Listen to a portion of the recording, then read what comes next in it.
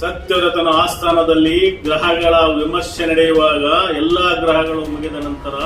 ಕೊನೆಯ ಗ್ರಹ ಶನಿಯನ್ನು ಹೊಗಳುವಾಗ ಸತ್ಯವ್ರತನು ಆಸ್ಥಾನದಲ್ಲಿ ವಿದ್ವಾಂಸರನ್ನು ಗದರಿಸಿದಾಗ ಶನಿ ಮಧ್ಯ ಪ್ರವೇಶಿಸಿ ಸತ್ಯವ್ರತನನ್ನು ಪರೀಕ್ಷೆಗೊಳಪಡಿಸುವ ಒಂದು ಸನ್ನಿವೇಶದಲ್ಲಿ ಕಾಕ ವಾಹನನು ಕಾಲ ನಗ್ರಜನೂ ಆದ ಶನಿ ಉಗ್ರನಾದರೆ ರೌದ್ರ ವೇಷದಿಂದ ಕಾಡಿಸಿ ನಡಿಗಿಸುವನು, ಶಾಂತನಾದರೆ ಸುಖ ಶಾಂತಿಯಂತಿರುವನು ಮಹಾಪ್ರಭು ಎಂದು ಹೇಳಿದಾಗ ಸತ್ಯವ್ರತನು ವಿದ್ವಾಂಸರನ್ನು ಗದರಿಸಿ, ವಿದ್ವಾಂಸರೇ ಸಾಕು ನಿಲ್ಲಿಸಿ, ಕಾರಣಗಳಿಲ್ಲದೆ ಕಷ್ಟಗಳನ್ನು ಕೊಡುವ ಶನಿಯನ್ನು ಏನೆಂದು ಹೊಗಳುವಿರಿ, ಏನನ್ನು ಮಾಡಬಲ್ಲದು ಶನಿಯು ಅಂತ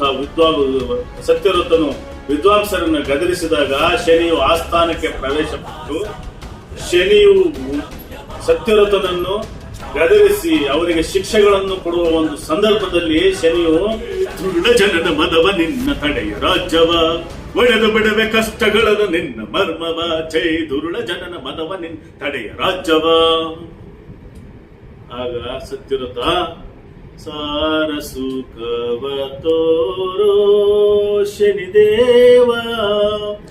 ಭರತನನು ಸುತ ನುಡಿದನು ಭಾವ, ಸಾರ ಸುಖವ ತೋರೋ ಶನಿದೇವ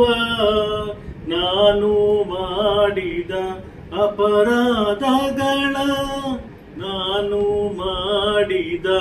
ಅಪರಾಧಗಳ ಮನ್ನಿಸಿ ಕಾಯೋ ಶನಿ ಮಹಾದೇವ, ಮನ್ನಿಸಿ ಕಾಯೋ ಶನಿ ಮಹಾದೇವ, ಸಾರ ಸುಖವ ತೋರೋ ಶನಿದೇವ. ಏನನ್ನು ಮಾಡಬಲ್ಲದೆ ಮದಾಂಧ, ಉಚ್ಚ ಸಿಂಹಾಸನದ ಮೇಲೆ ಕುಳಿತು ದುರ ಅಹಂಕಾರದ ಮಾತುಗಳನ್ನಾಡಿ ನಿನ್ನ ಅಹಂಭಾವವನ್ನು ವ್ಯಕ್ತಪಡಿಸುವೆ ನೀಚ, ನಿನಗೆ ತಕ್ಕ ಪಾಠ ಕಲಿಸುವೆನು ಎಂದು ಹೇಳಿದಾಗ ಎಲ್ಲರೂ ಪ್ರಮಾದವನ್ನು ವ್ಯಕ್ತಪಡಿಸುತ್ತಾ ಸಭೆಯಿಂದ ವಿದ್ವಾಂಸರು ನಿರ್ಗಮಿಸಿದಾಗ ಸತ್ಯವ್ರತನಿಗೆ ಪರೀಕ್ಷೆಗೊಳಪಡಿಸಿದಾಗ ಸತ್ಯವ್ರತನು ನಿಮ್ಮ ಶಿಕ್ಷೆಗೆ ನಾನು ಒಳಪಡುತ್ತೇನೆ ಎಂದು ಹೇಳಿ ಅಲ್ಲಿಂದ ಸತ್ಯವ್ರತನಿಗೆ ಶಿಕ್ಷೆಗಳನ್ನು ಪ್ರತಿನಿತ್ಯವೂ ಕಾಟ ಕೊಡುತ್ತಾ ಶನಿಯು ಸತ್ಯವ್ರತನನ್ನು ಪರೀಕ್ಷೆಗೊಳಪಡಿಸಿದ. ಸತ್ಯವ್ರತನು ಸತ್ಯವನ್ನು ಬಿಡದೆ ಕೊನೆವರೆಗೂ ಸತ್ಯದಿಂದಲೇ ಸತ್ಯವೇ ಜಯತೆ ಎಂದು ಸತ್ಯ ಪರೀಕ್ಷೆಗಳೆಲ್ಲ ಒಳಪಟ್ಟು ಕೊನೆಗೆ ಶನಿಯಿಂದ ಆಶೀರ್ವಾದ ಪಡೆದು ರಾಜನು ಸುಭಿಕ್ಷವಾಗಿ ಮತ್ತೆ ರಾಜ್ಯವನ್ನು ನಡೆಸಿಕೊಂಡು ಮತ್ತೆ ಸತ್ಯದಿಂದ ನಡೆಕೊಂಡು